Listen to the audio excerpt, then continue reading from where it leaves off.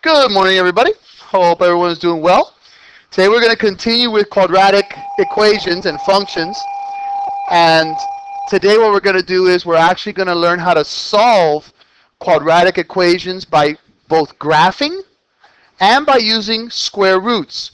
Remember how we had the chapter on radicals already?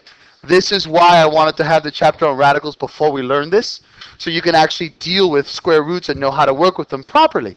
Now, what I started with here, my friends, is just a review of how to do this, how to graph a quadratic function. When we're dealing with a quadratic function, you're dealing with a quadratic function, so that means you have ax squared plus bx plus c. The coefficient in front of the x squared is the a. The coefficient in front of the x is the b. The constant, the number that is by itself with no variable, is c. The first step you want to do is find the axis of symmetry. Remember that the axis of symmetry is the line that cuts the parabola in perfect half. So that way we can find what's called our mirror images. So the axis of symmetry is found by simply using the formula negative b over 2a. Once you find that, that's an x equals equation. Step 2. Once you find the value of the axis of symmetry, the value of negative b over 2a, you go ahead and use that value as your x value of your vertex. You go ahead now and plug in the value of negative b over 2a into each individual x of the original equation that was given. And that's what this f of negative b2 over 2a stands for. This is function f, where I'm replacing all of the x values with negative b over 2a. So once I find my axis of symmetry, I plug that x value into the original equation's x's, and I find my y value. Step 3, find the y-intercept. That's the c value. That's the constant. That's the guy that's all by himself. Okay? Or, if you wanted to, you make every single x 0, and you find the value of y when x is 0. Sir, it would absolutely be looking at the c, the same thing. But sometimes people see it better by plugging in the zeros. Yeah, I agree with you, though. It's easier just to recognize the c. Hey, what's the number by itself? What's the constant here? What's the number that has no variables attached to it? That's your y-intercept. Sir, thank you. Sir. Oh, thank you, my man. Step 4. If and only if the vertex is equal to the y-intercept, make a table to find one ordered pair and graph that point along with its mirror image. Guys, when you're doing this, you can choose any value of x that you want. But are you going to choose 0? No, because you already have 0 for the x-intercept. Are you going to choose the x value that's on the vertex? No. Other than those two numbers, you can choose any number you want. Any number you want. I like to choose the easiest numbers. And then you find the y value, you graph it, and you find its mirror image using the axis of symmetry. Step 5, what we're adding today. This is the new part. You're going to find the x-intercept by either 1, locating it on the graph. Remember, the x-intercepts are the solutions. Or solving for x using square root method, which is what we're using today. Factoring, which is what we're learning tomorrow. Completing the square, which is what we're learning Thursday. Or quadratic formula, which is what we're using Friday. So we're going to go step by step here. But in order to find these x-intercepts, you can find it on the graph. So I'm going to show you how to do today. And you could find it by using square root method, which we're going to learn today.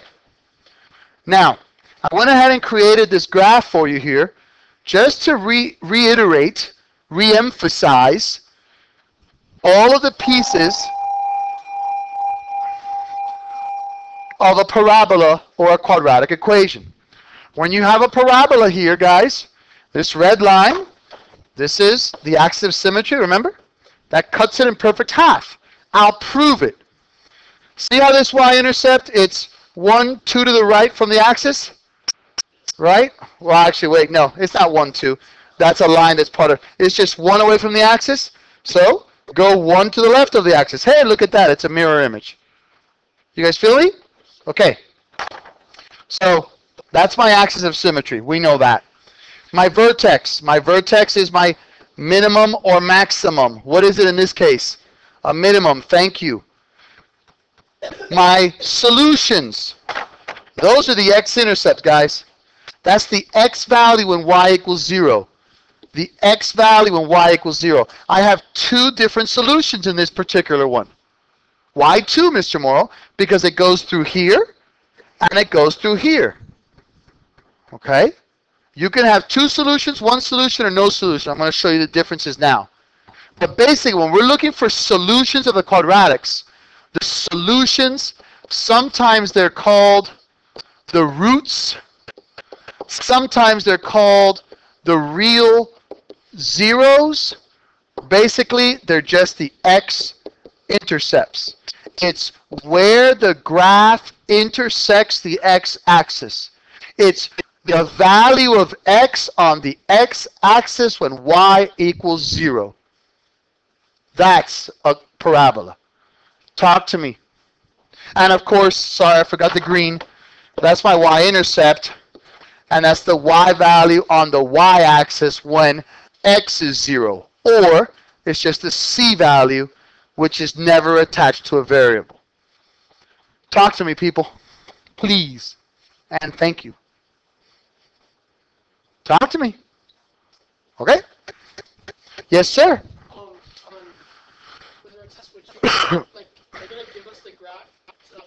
On a quiz or a test, am I going to give you the graph? Absolutely not. I will give you a function, and you have to graph it, and then yes. And then I have to find the solutions. Yeah. Question on this before we start. Yes, sir. Are we going to have to do it? You can, but not yet. Okay? All right. Anything else, guys, before we move on? Okay. Quadratic functions equations can have 2 solutions, 1 solution, or no solution. I just want you to see what the difference is, what to look for here, okay? I gave you 2 different graphs as well. The black graph is the positive graph. The red graph is the negative graph, okay? Kind of like they use in the stock market. I don't know if you ever heard, oh, the company's in the black. If the company's in the black, that means that they have a lot of money. If they said, oh, the company's in the red, that means they're not doing well, they're losing money. So it's negative. So this first one, 2 solutions. Why are there 2 solutions? Because I have 1 x-intercept here and 1 x-intercept there. Why is the red graph has 2 solutions? Because I have 1 intersection there and 1 intersection here. Does everyone see that? Yes, sir. Whenever it crosses the x-axis, that is the solution. Because again, we're looking for the x-intercepts. The value of x on the x-axis when y is 0. Isn't y 0 here on the x-axis, guys? There you go. So you make y 0 and you solve. We're going to get to that later today. Right now, just by looking at a graph, though, you can tell that clearly those have 2 solutions, correct? Okay. 1 solution. 1 solution, I'm not trying to be sarcastic. 1 solution is because they hit it exactly at 1 solution. It only has 1 x-intercept, period. If it's a negative graph, then there's 1 solution right there. 1 solution means it hits the x-axis 1 time. And then no solution, I'm sure you already figured this out, it never intersects the x-axis. There are no solutions because did this graph ever intersect the x-axis? No solution. Does this graph, is that going to ever hit the x-axis? No solution. Does Does that make sense, gentlemen? All right. Solve each quadratic function by graphing. All right, guys. Let's get to this, okay? Step 1, my axis of symmetry. My axis of symmetry equals negative b over 2a. So negative 2 over 2 times 1. So that's x equals negative 1. You know me, I like to graph it right off the bat.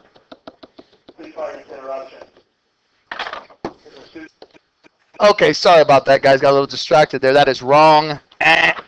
It's x equals negative 1. Maybe I should learn how to read. Okay, x is negative 1.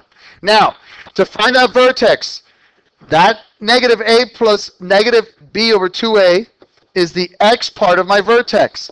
Now I must plug that x part into every x of the equation. So it's going to be negative 1 squared, in parentheses, be careful, plus 2 times negative 1 minus 8. Negative 1 squared is 1. 2 times negative 1 is negative 2. So 1 minus 2 is negative 1, minus 1 is negative 9. Negative 1, comma, negative 9. That is my vertex, which is going to go on my axis of symmetry. Go ahead and elongate this a little bit. 1, 2, 3, 4, 5, 6, 7, 8. That's my vertex. Is everyone with me so far? Everyone with me so far? Okay, thank you. Next, the y-intercept. What is the y-intercept here? Just looking at the graph. Exactly, it's 0, comma, negative 8. So that's right here. How is that? Where is that in relation to the axis?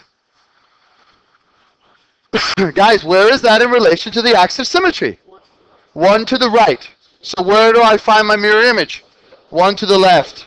Now, this is the estimation part. Right there. Okay. Is this, these 2 points here, are they exact? At this point in time?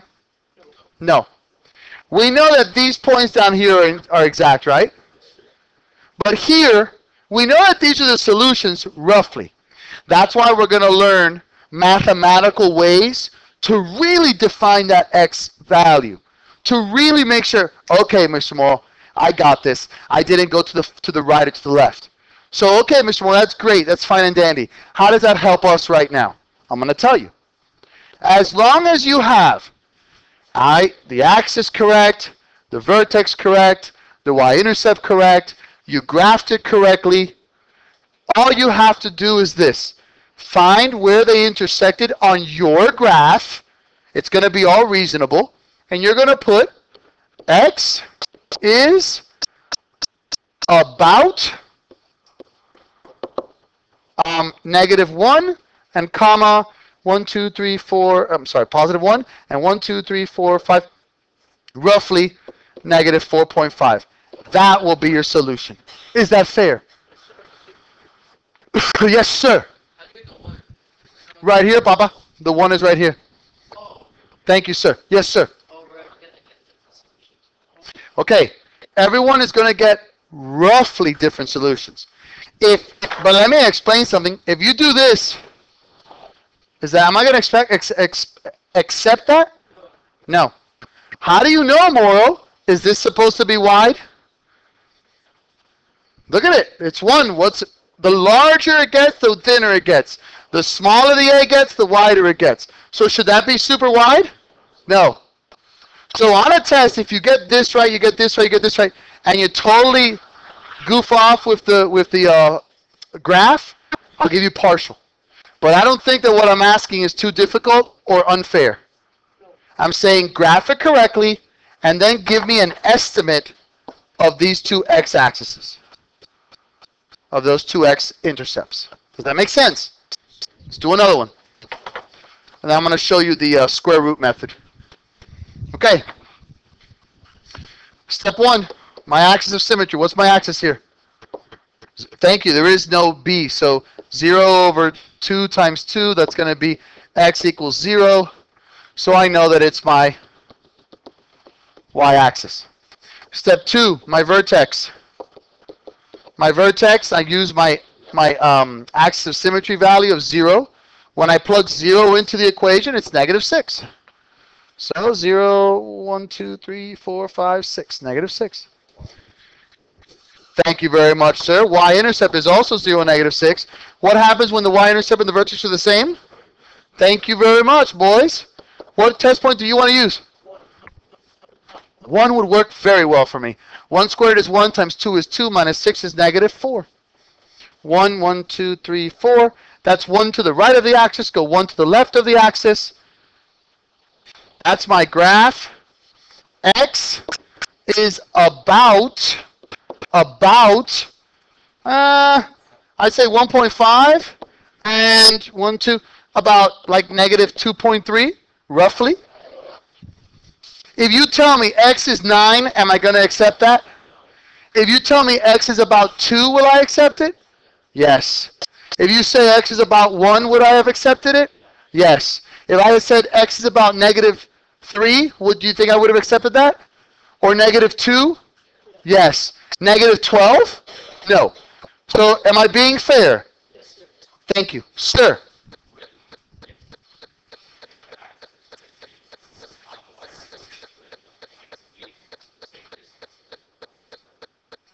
And they roughly are. Roughly. Again, this is a rough estimate. Yeah, it should really be more like that. Because, yes, from this distance to that point and this distance to that point should be correct. But since there are more sophisticated ways to really find those values, I'm not too worried about you guys getting the answer through a graph because nobody does it that way. I just want you to be able to look at a graph in the future, if they give this to you on the SAT, and they say, what are the solutions? I want you to be trained to know that's a solution and that's a solution. Done. That's what I'm trying to get from this. Have I made that point with you guys? Yes. No? Who does not understand what I just did? Yes? Yes, sir. Okay. So, we should have graphing and finding the solutions by graphing in our pockets. Next. Solving quadratic functions and equations using the square root method. Now we get to the easy part. In order to solve quadratic functions or equations using the square root method, the function must be in the following form, guys. ax squared plus c. If you have a bx, you cannot use the square root method. If you have a b value, if you have a bx, you cannot use the square root method. If you have a b value, you cannot use the square root method. If you have a b value, you cannot use the square root method. You will use square roots with completing the square later, but it's not the same thing. So it has to be in the form of ax squared plus c. Notice that since there is no bx value, b equals 0. Bless you. When the function is in the above form, simply set y equal to 0 and solve for x. Your solutions are the x-intercepts.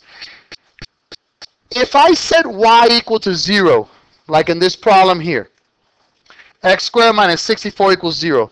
Guys, isn't the definition of an x-intercept the x values when y is 0? Remember that. The solutions, the roots, the real zeros, and the x-intercepts, they're all the same thing. They're the x value when y equals 0. So how do I solve this? This is Mickey Mouse time. How do I solve this? Yes, sir. Add 64 for sure. You want to do a just subtraction first. Now what, my brother? Okay, x2 does not exist. I'm not trying to be mean, but there's no such thing as x2. Okay, x squared, yes. Square root both sides, yes, sir, my brother. The square root cancels the power of 2. So x would equal plus or minus 8. You forgot one thing. When you square root, you have a plus or minus, don't you? Guys, what's 8 times 8? What's negative 8 times negative 8? Okay, we did have a chapter on radicals, correct, guys? Okay, I love you all, but I'm not going to reteach radicals. So you guys have to figure this out. Please check out your old notes. When you are solving radical equations, which I know we did, you have to put a plus or minus. If you do not, you're going to get them wrong, unfortunately, gentlemen. So that's it. My answer is x plus or minus 8. Now, how does this help me at all? Think about it, guys. My axis of symmetry here would be 0, wouldn't it? Because I have no b.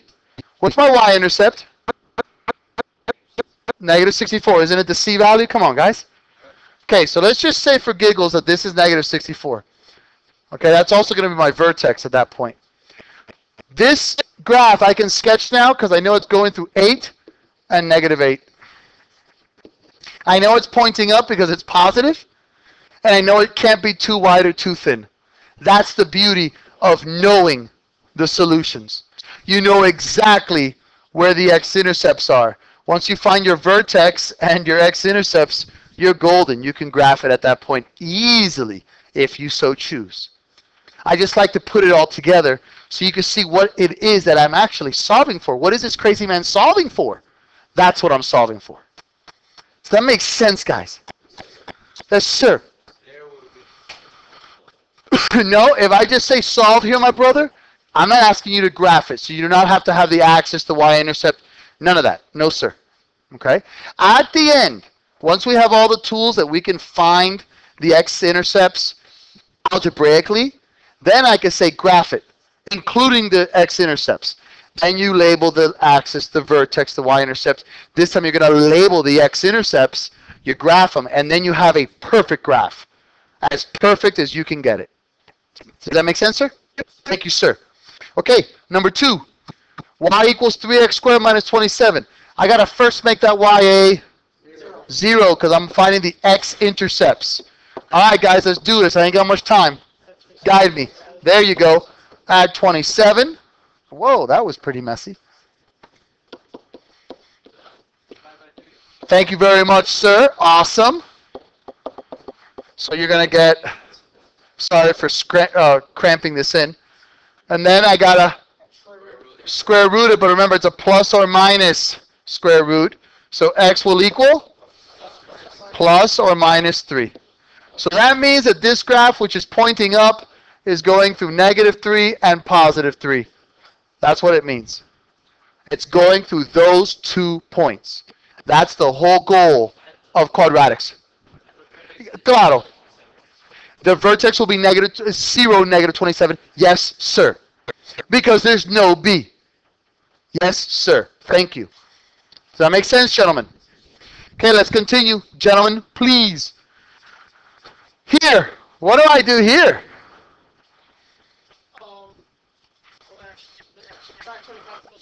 Thank you very much, son. You're going to subtract 25 to both sides here.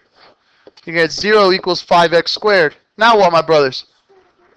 No, not square root. Divide by 5. 0 equals x squared.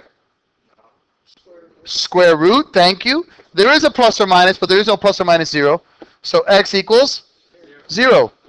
Guys, just so you know, that means that it's an equation that looks like this. It only hits one time.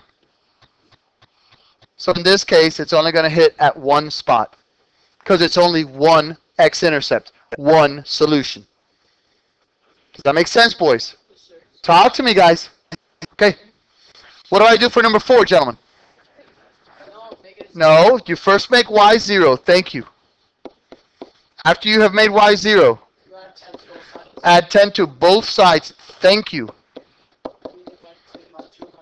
You divide by 2 to both sides. Thank you.